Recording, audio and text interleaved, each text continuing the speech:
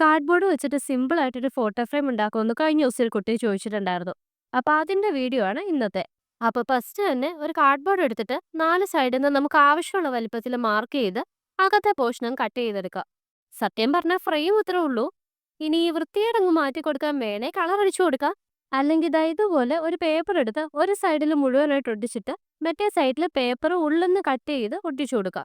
പിന്നെ നമ്മൾ ഇതിൽ വെക്കുന്ന ഫോട്ടോ ഉള്ളിൽ ഫിറ്റ് ആയിട്ടിരിക്കാൻ വേണ്ടിയിട്ട് ഇതുപോലെ 3 ചെറിയ കാർഡ്ബോർഡ് പീസ് എടുത്ത് ഡബിൾ സൈഡ് ടേപ്പ് വെച്ച് ഫ്രെയിമിന്റെ ബാക്ക് സൈഡിലായിട്ട് ഒട്ടിച്ചു കൊടുക്കുക. വീതിയുള്ള ഡബിൾ സൈഡ് ടേപ്പ് എടുക്കുന്നതായിരിക്കും കുറച്ചുകൂടെ നല്ലത്. ഇനി കുറച്ച് ഡിസൈനിങ് ഒക്കെ ആവുന്നത് തെറ്റില്ല. അപ്പൊ അത്രേ ഉള്ളൂ. സിമ്പിൾ ആയിട്ടുള്ള ഫോട്ടോ ഫ്രെയിം റെഡിയായി. ഇനി ഇതിൽ നമുക്ക് വേണ്ട ഫോട്ടോ ഓടി വെച്ച് കഴിഞ്ഞാൽ സംഭവം സെറ്റ്.